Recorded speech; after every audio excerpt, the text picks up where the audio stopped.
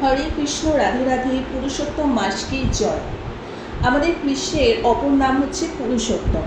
তার নাম অনুসারে এই যে টানা 17ই মে থেকে 15ই জুন একটা মাস, এই টোটাল একটা মাসকে পুরুষোত্তম মাস বা মল মাস বলা হয়। পুরুষোত্তম মাস কিন্তু 3 কি 3.5 বছর পর পর আসে। সুতরাং এই একটা মাস যারা সুন্দর করে পালন করবে 100টা অশ্বমেধ যজ্ঞের ফল তারা পেয়ে যাবে। নিষ্ঠা করে পালন করলে ভগবান শ্রীকৃষ্ণের কাছে যা চাওয়া যায় তাই পাওয়া যায়। ভাগবতম পাঠ, গীতার 15 অধ্যায় পুরুষোত্তম যোগ পাঠ করা খুবই ভালো। দান করার অনেক মাহাত্ম্য আছে এই মাসে। এছাড়া জপ করার অনেক ফল আছে। 16 মালার বেশি কম করে 33 মালা জপ করা খুবই ভালো, কারণ এই মাসে 33 সংখ্যাটাকে খুব গুরুত্ব দেওয়া হয়েছে। 33 জন বৈষ্ণব সেবা, 33 বার মালা জপ, এই জিনিসগুলো খুব ভালো করা। আর 33টা না পেলেও অসুবিধা নেই, যেরকম মন চাইবে সেরকম দান ধ্যান করা যায়। ভোরে উঠে স্নান করার অনেক মাহাত্ম্য আছে। এই এক মাস খুব ভালোভাবে পালন করলে খুবই ভালো হয়ে থাকে, এবং এক মাস যারা আমিষ খেয়ে থাকেন তারা পারলে নিরামিষটা খাওয়ার চেষ্টা করবেন একটা মাস। আর এই এক মাস দীপদানের অনেক মাহাত্ম্য আছে। যদিও কৃষ্ণ ভক্তরা কোনো কিছু পাওয়ার আশায় কিছু করে না, একমাত্র কৃষ্ণকে খুশি করাই হচ্ছে কৃষ্ণ ভক্তদের আসল উদ্দেশ্য।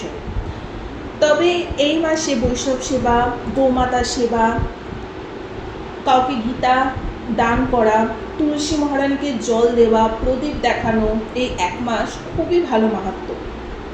আমরা সবাই জানি যে মল মাস শুভ কাজ করার জন্য ঠিক না, কিন্তু ভগবানের নাম জপ সেবা করার কোনো শুভ অশুভ থাকে না। ভগবানের নাম জপ ভজনা এই একটা মাস পুরুষোত্তম মাস 17ই মে থেকে 15ই জুন পর্যন্ত ভালো করে পালন করুন, খুবই ভালো হবে। তাছাড়া সকলে বৈষ্ণব সেবা পার্টিসিপেট করতে পারে, যে কোনো ভালো কাজের সাথে যুক্ত হতে পারে, খুবই ভালো। সেভাবে পালন করার কঠিন কোনো নিয়ম নেই। নর্মালি যেরকম সকালে উঠে আমরা স্নান করি সেরকম গঙ্গা গঙ্গা বলে স্নান করে, যারা গঙ্গার কাছাকাছি থাকেন গঙ্গায় তারা স্নান করতে পারেন, আর যারা বাড়িতে থাকছেন গঙ্গা কাছাকাছি নেই তখন যে বাথরুমে যে জলে আমরা স্নান করছি সেখানে 3 বার গঙ্গা গঙ্গা উচ্চারণ করে সেই জলটা দিয়ে স্নান করতে পারেন।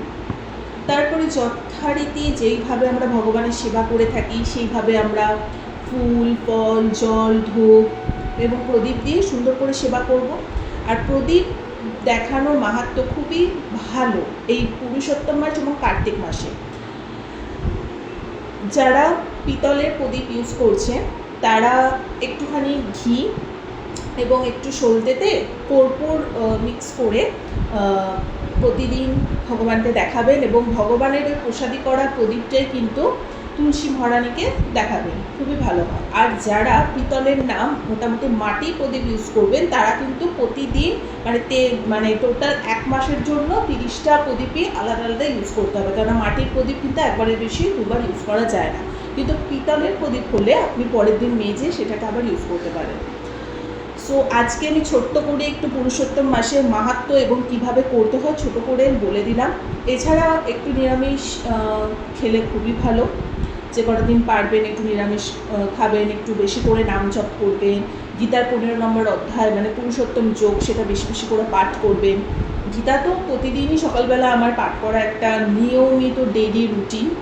তো আমি নিজেও পাঠ করি, এবং আমি যখন স্টুডেন্টদের পড়াতে চাই ওদের সাথেও আমি প্রতিনিয়ত ভগবান রিলেটেড বহু বিষয় নিয়ে আলোচনা করি। আমার খুব ভালো লাগে। পড়ানোটা তো পড়ানোর মতো থাকেই, তার সাথে স্পিরিচুয়াল বিষয় নিয়ে আলোচনাটাও কিন্তু আমার খুব ভালো লাগে, এবং ওরাও প্রচণ্ডভাবে উদ্গ্রীব হয়ে থাকে যে আজকে ম্যাডাম এসে ভগবানের কোন বিষয় নিয়ে আলোচনা করবে।